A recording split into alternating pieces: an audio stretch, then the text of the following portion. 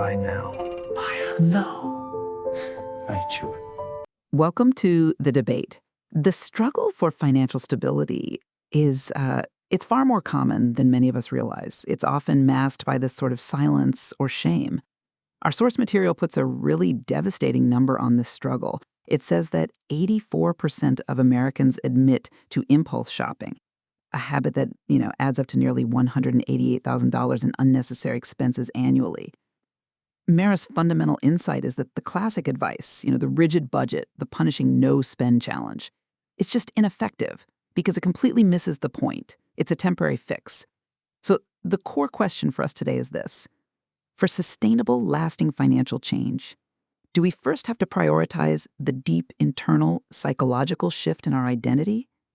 Or are structural analytical replacements for failed budgets the essential starting block? I'm going to argue that the path to financial liberation is paved primarily by that psychological and identity alignment. Okay, I see where you're coming from, and I certainly agree that identity alignment is the ultimate goal. That is the destination. However, I think we have to disagree on the starting point. An abstract identity change it's a difficult promise, right? It often crumbles under the weight of habit unless it's immediately supported by a concrete analytical structure. So I'm going to maintain that the initial most effective step is providing those structural replacements, like the priority pyramid, and using objective tools like trigger tracking to first map out the problem. These functional mechanisms, they're the necessary foundation that makes genuine, lasting identity change, executable and, more critically, measurable. Right, but even accepting the power of those tools, the issue fundamentally boils down to our internal relationship with money. We have to begin by seeing money not as a source of stress or moral judgment, but as a neutral tool. Traditional methods fail because they impose these external limits without healing the internal dialogue. True financial freedom is only achieved through self-awareness and emotional clarity. And we have to look at the behavioral science here. Specifically, what James Clear talks about, that behavior is driven by identity. Your self-perception, not your willpower, dictates your actions. If you continuously say, I'm bad with money, your actions are just going to align to prove that identity correct. The real transformative action is deciding who you want to be. I am a frugal person, or I am someone who values long-term stability. And then you prove that new identity through small wins. Mara and her husband didn't pay off $250,000 in debt just by writing down numbers. They did it by fundamentally changing their self-concept. The identity shift has to precede the action. That is a profoundly compelling argument, but I have to challenge the idea that you can successfully define and execute those small wins without a structural framework in place. Before you can commit to a new identity, you have to first engage in some concrete, objective analysis of the bad habits that are already there. The starting point has to be identifying specific bad spending triggers through, precise introspection. You need to know when, where, and why that impulsive spending is happening. Is it stress? Is it social media? Is it just the convenience of food delivery apps? The material provides a free spending tracker for a reason, because this functional analytical tool is necessary to isolate and identify the underlying emotional patterns in the purchases. This map has to come before any effective psychological intervention. And furthermore, the priority pyramid is the structural answer to the failed budget. It replaces vague restriction with a clear hierarchy. Non-negotiables at the base, personal values and goals in the middle, and then wants at the top. This structure gives you an objective, intentional framework for every single decision. But if we accept that identity drives behavior, doesn't that immediately make the tool secondary? A tracker is useless if the underlying philosophy is flawed. The data it gives you just confirms the emotional pain points that were already there. Take that perfect, absurd illustration from the material. The $200 mermaid statue that was bought only because it was half off. That wasn't a failure of structure. That was a psychological failure. It was driven by a deep-seated, painful scarcity mindset, the fear of missing out, the compulsion to win a bargain. No analytical tracker alone can solve that internal emotional filter. It requires a profound internal reframing. The purchase was driven by an emotional distortion, not a data deficiency. I agree completely that the scarcity mindset is a powerful distortion filter, but the act of identifying that psychological distortion as the root cause is itself an analytical step. The realization that you're stuff rich, but money poor, like we see in the example of the father accumulating coins and antiques instead of investing, that's a cognitive diagnosis. How can you expect to achieve the emotional clarity you're championing if you haven't first done the structural analysis required to map the distortions that your upbringing or your culture caused? The priority pyramid then gives you the quantifiable framework to redirect your behavior away from that impulse. Identifying that money was distorted into just accumulating things is a necessary analytical starting point before the new identity, the frugal person, can actually take root. The structure diagnoses the problem, and the structure provides the path forward. I understand the need for diagnosis, but I still see structure as secondary to the catalyst. The actual mechanism for change lies in the declarative statement of a new identity, and the most compelling evidence for this is in relational behavior, which is purely contagious and identity-driven. The data here is jarring. 78% of millennials mirror their friends' spending, and 66% feel this intense pressure to keep pace. Structural rules, no matter how perfectly defined they are by a pyramid, they just can't prevent that deep-seated social pressure. You can carry the perfect hierarchy in your wallet, but when you're socially compelled, that structure can crumble instantly. Only strict boundaries and a decisive, identity-altering choice like Mara leaving her boyfriend, who wasted money and ambition, which fundamentally transformed her future, can counteract that powerful pressure. The decision to leave wasn't about saving a specific amount of money. It was an identity declaration. I am someone whose future value is more important than this current relationship. But let's be pragmatic here. If we're asking someone to prove who they want to be through small wins, that requires establishing the structure first, just to define what a win is. When Mara transformed her family's diet by prioritizing groceries and home-cooked meals after losing her mother, that was a small win, sure. But it was defined by adhering to the objective hierarchy of the priority pyramid. Without that intentional framework making sure essentials are secured before convenience, how do you objectively measure success? And more importantly, how do you enforce the strict boundaries you just mentioned to counter that relational pressure? If your new identity is, I am a person who spends intentionally, that intentionality requires a measurable metric. The priority pyramid provides the objective framework you need to successfully assert that new identity against opposition. If you don't have the structure, how do you even know where to place the boundary? The boundary is placed at the point of emotional clarity, not structural compliance. We're talking about liberation here, and I have to return to the core philosophy. Simplicity and intentionality. They're not deprivation. They are liberation from compulsion, from fear, from social pressure. This outcome, liberation, is a psychological state achieved through identity alignment. If you successfully follow the pyramid, you track every dollar, you adhere to the rules perfectly, but you still feel that gnawing anxiety about money or the fear that you're missing out on a deal, then you have not achieved financial freedom. You've only mastered a complex spreadsheet. Liberation is the true measure of success, and that is purely internal. I just don't buy that liberation can exist in a vacuum, though. I think you risk putting an abstract ideal before the practical necessity. The conditions for liberation are created by intentional structure. The specific functional step of identifying triggers, like recognizing the scarcity mindset is driving your purchases, and then consciously directing your resources according to the priority pyramid, is what makes that psychological piece even possible.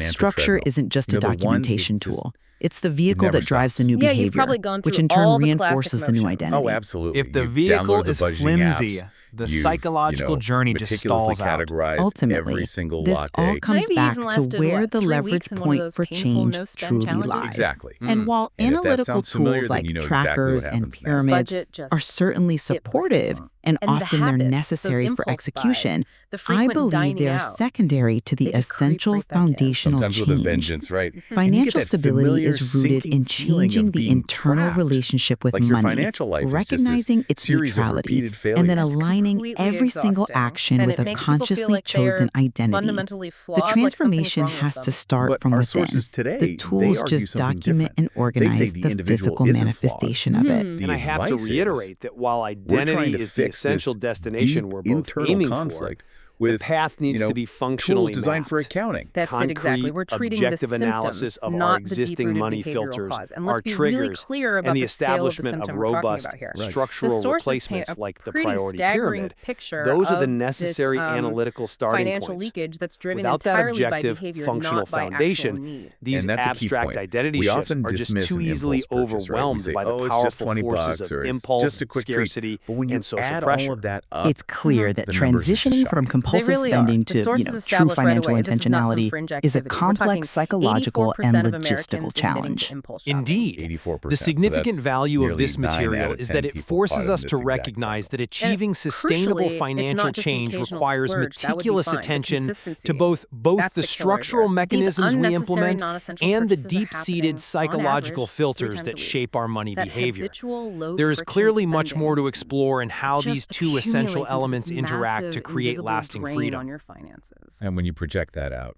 Well, if you annualize it and project it over a typical adult lifespan, Yeah. the financial impact of just impulse shopping, the money that just vanished on things you didn't truly need or even value, it totals roughly $188,000. wow. That number should make anyone just sit up and take notice. I mean, $188,000, that's a huge down payment on a house. That's serious retirement security. Decades of tuition, it's a life-changing amount of money. And when you frame it like that, as $188,000 of wasted potential, it makes perfect sense why the restrictive budget fails. A budget is designed to manage what's coming in to allocate resources, but it does nothing to address the emotional or psychological urge that drives a person to just blow up the budget in the first place. And there's this great analogy in the source material. It's so visceral. It says, using a restrictive budget on a deep-seated behavioral problem is like putting a bandage on a broken leg. A bandage on a broken leg, that's perfect. It's just, it treats the symptom, right? The bleeding, the overspending, but it totally ignores the structural underlying issue. Not set in the bone. Not at all. A budget feels punitive, it's restrictive, it just tells you no to things you feel compelled to do, and that fosters the sense of deprivation, of resentment. Which, of course, just leads to a massive guilt-ridden splurge later on. It's a completely unsustainable cycle. So our mission today is, I guess, pretty ambitious. We're moving beyond that punitive spreadsheet-driven mindset. We need to understand how to fundamentally alter our internal relationship with money. Exactly. To start viewing money not as a moral failing or a source of anxiety or an emotional crutch, but just as a neutral tool. A tool that we can direct intentionally once we understand the internal mechanics that are currently hijacking it. It's time to stop treating the fever and start curing the infection. And that means we have to start with some deep, maybe uncomfortable self-discovery. Let's dive into part 1. So the first, absolutely non-negotiable step is to realize that the problem isn't the spending itself, it's the reason for the spending. Okay. We have to become like forensic detectives of our own financial lives. We need to observe our habits without any immediate judgment, just collecting data. That sounds like a tremendous amount of mental work, though. I mean, why is all this introspection better than just using a simple, well-researched rule like the 50-30-20 allocation rule? Why add all this psychological baggage? That's a really fair challenge. And look, the 50-30-20 rule it works beautifully if your behavior allows you to stick to it. It's a big if. It's a huge if. For that 84% of people who are impulse shopping, their psychological machinery is constantly sabotaging any allocation rule you throw at it. Introspection is better because it's preventative. It helps you identify the psychological landmines before you step on them. So the critical starting point, according to the sources, involves asking yourself 3 fundamental questions about every non-essential purchase. And those are? When, where, and why do you spend impulsively? So we're basically reverse engineering the moment of financial collapse. Precisely. The most practical tool recommended here is to use a free spending tracker. And I really want to emphasize the purpose is not to create a budget spreadsheet. Okay, that's important. It's a data collection log for a behavioral scientist, which is what you are now. You need to log the item, the cost, but most importantly, the circumstance. The context. The context. The time of day. Was it late night doom scrolling? The location at your desk after a really hard meeting? And the specific emotional trigger that came right before the purchase? Was it boredom? Anger? Loneliness? You have to pinpoint the emotional state that made that click or that swipe feel, well, inevitable. Okay, so let's unpack some of those specific bad spending triggers that feed into this because they are highly predictable, aren't they?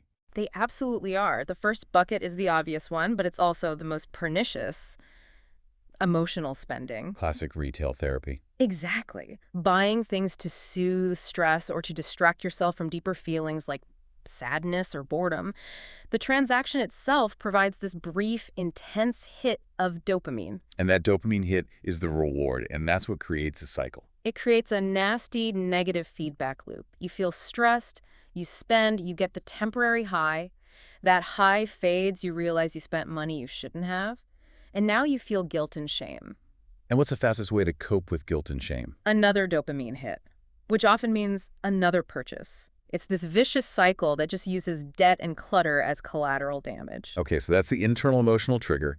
Then there's the trigger that has just exploded over the last decade, social influence. Oh, man. This isn't just seeing your neighbor get a new car anymore. This is the pervasive 247 curated lifestyle that we are just force-fed online. The sources specifically call out the pressure cooker of platforms like TikTok, where trends just flash through our culture at lightning speed, creating this immediate, intense lifestyle envy. You're constantly comparing your, unvarnished reality to someone else's highly edited highlight reel. And the pressure to keep pace with trends, whether it's fast fashion, a certain home decor style, expensive wellness routines, it becomes overwhelming. You start to feel like you have to consume just to participate in modern society. And if you define yourself by what you own. You will always feel inadequate when the next aspirational trend pops up on your feed. And finally, there's the quiet killer. Convenience indulgence. This is the death by 1,000 cuts, and it's all facilitated by tech that's designed to make spending completely frictionless. It's the Amazon one-click purchase. The constant food delivery because cooking just feels too hard after a long day. The subscription services you totally forgot you even had. The barrier to spending is just gone. It's virtually non-existent now. There's no physical pain of handing over cash or the immediate mental accounting you have to do with a debit card, so the spending becomes subconscious. And then you check your bank account later and realize you spent hundreds, not on one big thing, but on dozens of tiny, low-friction transactions. Okay, so we've identified the external triggers, but here's where we move from tactics to transformation, right? Because even when the trigger is external, a sale sign, a friend's vacation photo, the root cause is almost always internal. We're talking about the scarcity mindset. The scarcity mindset is such a fascinating and destructive filter. It's this deeply held, often unconscious belief that resources are finite, that if you don't take advantage of an opportunity right now, you will suffer some kind of deprivation later. It's the fear of future inadequacy driving present-day overconsumption. Exactly. This is where that mermaid statue anecdote comes in. Yeah. Let's dive into that specific example because it's so perfectly illustrative. Okay, so Mara, the author of this insight, she shared that she bought this ridiculous, completely unnecessary $200 mermaid statue. $200. Yeah. And she later admitted she didn't even like it that much, but she bought it for one reason and one reason only. It was marked half off. So the deal itself became the overwhelming factor. It just overrode all logic. Totally. The mindset driving the purchase wasn't, I need a mermaid statue. It was, I must secure this value before it vanishes. That fear of missing out on a deal, that classic financial FOMO, is scarcity at its absolute core. It tells you that if you pass up this chance to save $100, you're making a financial mistake, even though the only true mistake is spending $100 you would not have spent otherwise. So this mindset trains you to prioritize the deal over the need. Always. That transition from external triggers like the sale sign to the internal filter, the scarcity, that's really the crux of the matter. So let's talk more about these internal lenses, the money filters, because they shape our entire financial reality basically from the moment we're born. They really do. Our upbringing, our family struggles, the cultural messages we get, they all function like these deep-seated psychological filters. They aren't conscious decisions.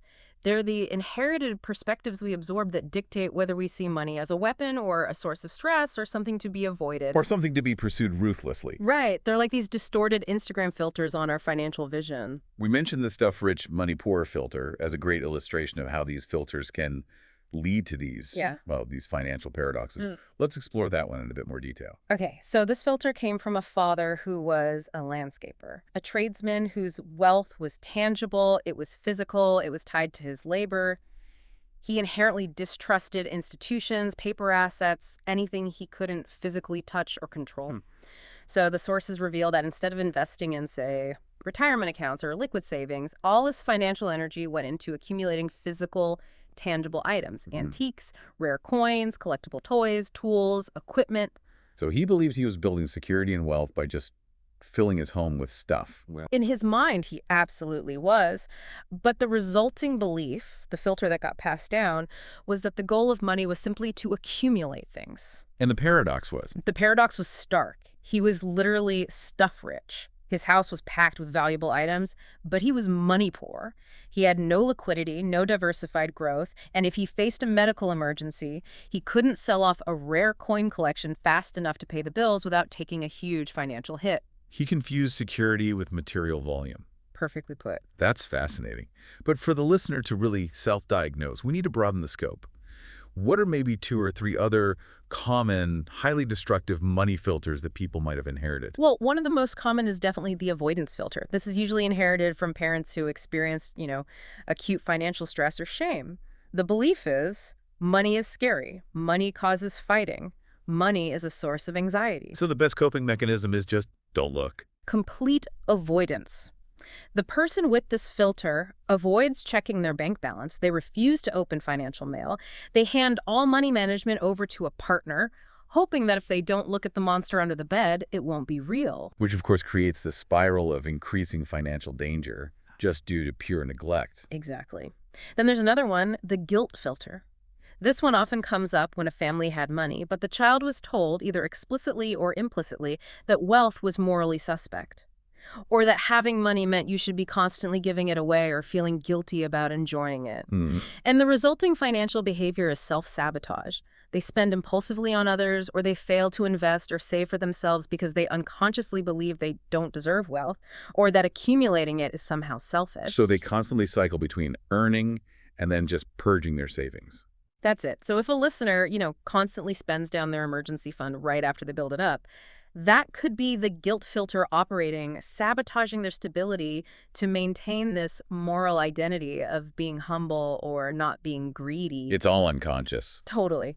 So the key action step here for anyone listening is to check your filters. We can't simply budget away these deep-seated psychological programs. And why does this identification process matter so much if we're just going to build a new system anyway? Because you have to understand the source of the magnetic pull that keeps drawing you back to the old bad behavior. Yeah. We have to consciously identify which filters serve you. Maybe you inherited a healthy frugality or a strong work ethic from a grandparent, and which ones trap you, like the consumption cycle or the avoidance or the guilt. Right. Until you can name the filter, you can't create an alternative path.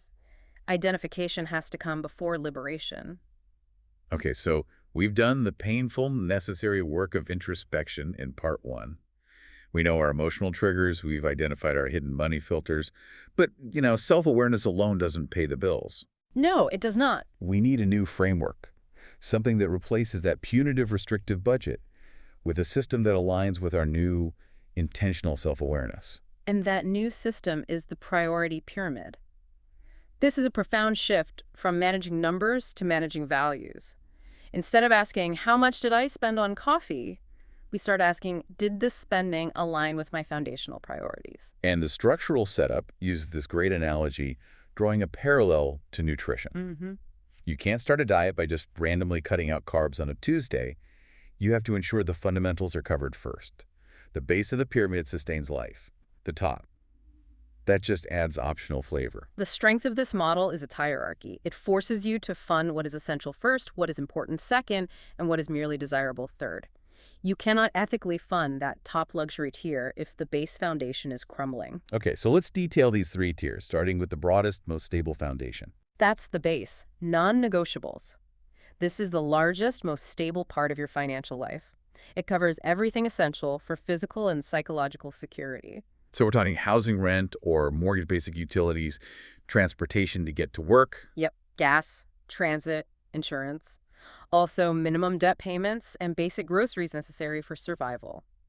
These costs are either fixed or they're absolutely necessary for a baseline existence. And the goal here is stability. Pure stability. If you have to borrow money or go into debt just to cover your base, you have a structural problem that has to be addressed before anything else. And crucially, this base only includes the essential version of these things, right? It's the cost of a functional apartment, not a luxury penthouse. Exactly. This is the difference between essential shelter and lifestyle bloat. Once the base is secure, then we can move up to the middle, personal values and goals. And this tier is the engine of intentional transformation. It really is. This is where we break away from the traditional budget entirely because this tier is driven purely by alignment with the new filters that serve us. Right. This tier is where you fund your future and your identity. Are you saving for retirement? That goes here. Are you intentionally spending more on high-quality organic produce because you value your family's health? That goes here. So things like education, skills training, therapy. All of that. It's the intentional investment in your future self. It's where you consciously decide what intentionality looks like for you, and you fund it before impulse spending can steal those resources. This structure inherently solves the problem of deprivation, doesn't it? If someone values travel, they can fund a travel goal intentionally in this middle tier, rather than feeling guilty about spending on it later. Precisely. It stops being a guilty splurge and it becomes a deliberate allocation toward a stated value. And only once the base is stable and the middle is funded, meaning savings goals, debt reduction, intentional value spending are all secured, only then do we move to the smallest portion. The top.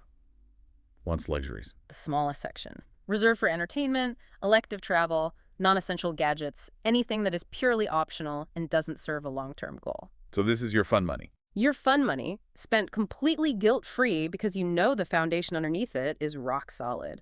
The system forces a proportional investment.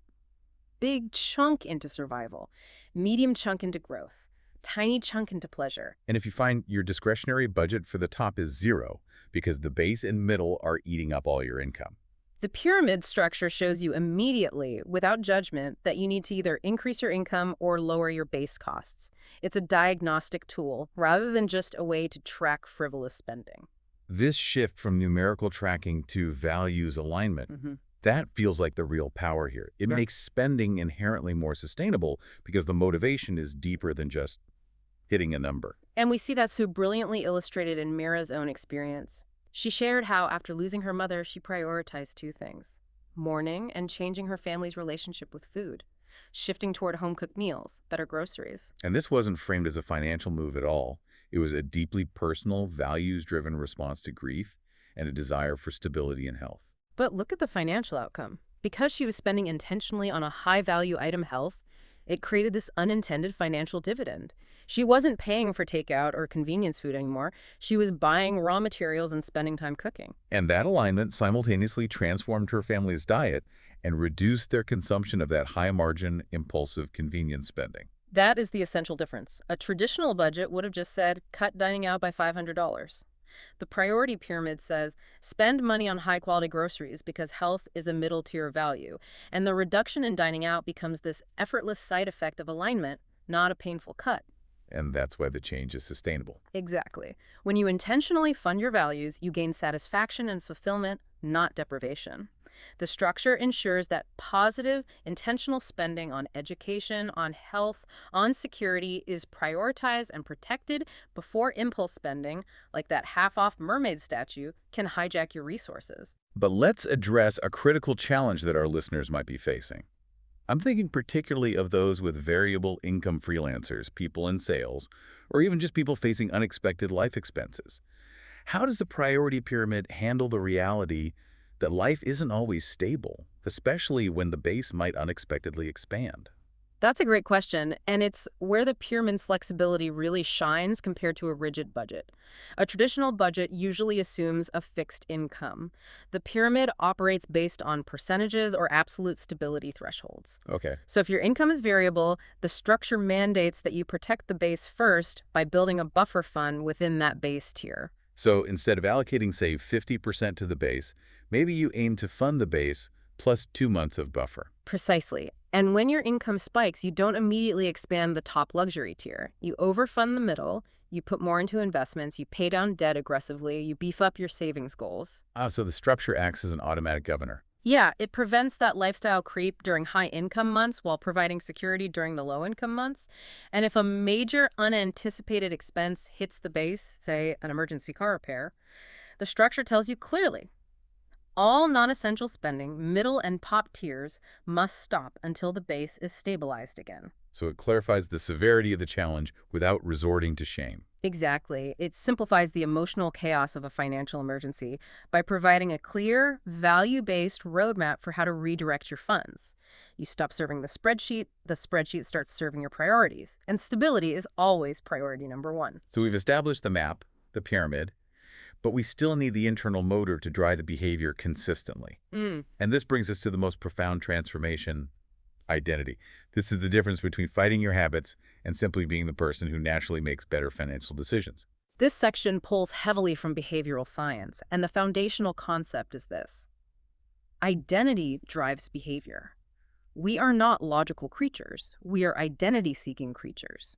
We are constantly seeking to validate who we believe ourselves to be. Which means, if you constantly use the label, "I am bad with money," that label becomes a self-fulfilling prophecy. Absolutely. You will unconsciously seek out situations or subconsciously sabotage your own successes just to confirm that negative self-perception. You're fighting your own core belief system. It's a powerful validation loop. If you believe you're bad with money, when you inevitably find yourself with a little extra cash, you will find a way to make a spectacularly bad financial decision, thus confirming, see, I told you I was bad with money. So change can't start with what you do. It has to start with deciding who you want to be. You stop saying, I want to save money, which is just an aspiration, and you start affirming, I am a saver, which is an identity.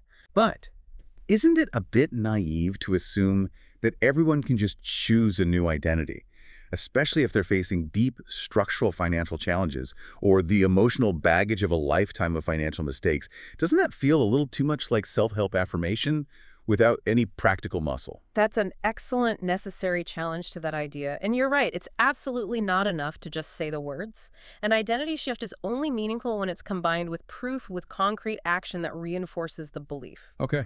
The sources outline a two-step process that provides that necessary muscle. And step one is the internal decision. Yes. Step one, deciding who you want to be. This requires writing down a clear, aspirational identity statement.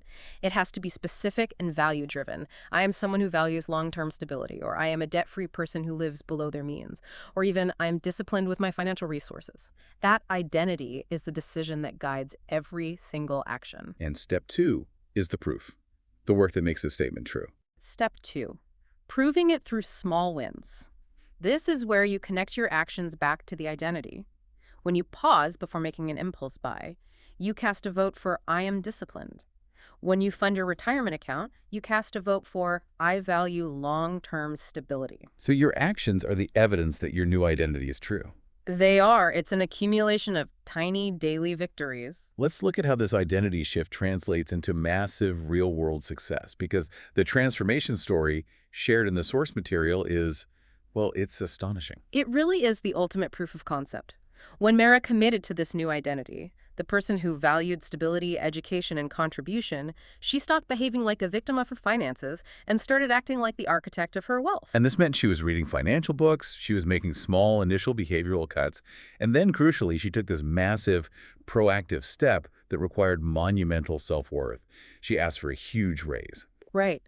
She and her husband were facing $250,000 in debt. A crushing number. But the new identity gave her the courage and the analytical basis to go to her employer and ask for a 133% raise. 133%. Wow. Think about that. A person who secretly believes they are bad with money or not worthy would never, ever make that ask. A person whose identity is I value my contribution and I am disciplined with my resources steps into that negotiation ready to prove their value. So the identity enabled the action, and the action reinforced the identity. And that confidence, combined with meticulous planning, strategic cuts based on the priority pyramid, and consistent execution, allowed them to pay off that entire $250,000 in debt over 5 years. It's such a powerful demonstration of leverage. Once the internal identity shifts, the external reality can follow dramatically. That is the internal work, the transformation of self. But money is inherently a social construct. So we have to now transition to the external factors, reassessing relationships. Because the fastest way to undermine a powerful new identity is to surround yourself with people who still believe and behave according to your old one. Money behaviors are intensely contagious. We are social animals, and we derive comfort from conforming. If your close friends constantly prioritize luxury consumption, it becomes incredibly difficult to sustain your new identity as a disciplined saver. You feel excluded or judged or just poor by comparison. And this phenomenon has been amplified and digitized far beyond the traditional keeping up with the Joneses. Absolutely. The statistics among younger generations confirm this pervasive pressure. 78% of millennials admit to mirroring their friends' spending habits, and a staggering 66% feel acute pressure to keep pace with their peer group's perceived lifestyle. So that financial conformity is a serious threat to anyone trying to build financial liberation. A huge threat, and it becomes existential when it involves your closest relationship, your romantic partner. If you are deeply committed to becoming an intentional saver, and your partner is operating under the avoidance filter or the consumption filter, that conflict will constantly drain both your bank account and your emotional resilience. The sources drive this point home with an incredibly poignant and necessary anecdote from Mara's past. She shared her experience with a past boyfriend who was not only lacking ambition, but was actively wasting money, just operating on impulse and avoidance. And the emotional toll of trying to carry two people's financial lives, especially when one person is actively fighting against good habits, it's just immense. The result for her was debt, constant anxiety, and profound exhaustion. She was trying to fight her own previous scarcity mindset while simultaneously managing the fallout from his irresponsible behavior. It's harsh truth. It illustrates a harsh and often overlooked truth. Sometimes, building strong financial boundaries means making really difficult choices about who you allow into your inner circle. Your financial health can literally be tied to the health of your closest relationships. So the decisive action she took, ending the relationship, wasn't just a personal decision. It was a non-negotiable step for her financial survival and recovery. It was the ultimate vote for her new identity as a person who values stability and self-respect. So the advice here is pretty uncompromising. It has to be. You have to protect your new identity. If friends or partners consistently drain your finances or mock your discipline or continually pull you back into old habits, you have to rethink the relationship or set extremely strict, unbendable boundaries. Your financial liberation and that $188,000 of potential you are trying to save it depends entirely on safeguarding your environment from destructive external influences. Financial health is not solely an individual pursuit. It is a relational one. That is a challenging but necessary call to action. We can't afford to let our past relationships define our future stability. Hashtag outro. We have covered a vast amount of territory today. We moved from the staggering statistical reality of overspending and the failure of traditional budgets deep into the psychological terrain of money filters, through the construction of the value-based priority pyramid, and culminating in this profound challenge of identity and influence. And if you distill everything we've discussed into its core philosophical shifts, you really get these three takeaways. If you remember anything, remember these. Okay, takeaway 1. Money is fundamentally morally neutral. It's just an indifferent tool. It's neither good nor evil. Right. It's our ingrained attitude toward it, our filters, our fears, our intentionality that determines its power and its outcome in our lives, not the currency itself. Takeaway 2. True financial freedom is not measured in dollars saved or debt paid down. It begins with self-awareness, emotional clarity, and identity alignment, not just spreadsheets. Stop trying to punish yourself into saving. Start understanding why the triggers exist and what filter they're feeding into. And takeaway 3. Choosing simplicity and intentionality is not deprivation.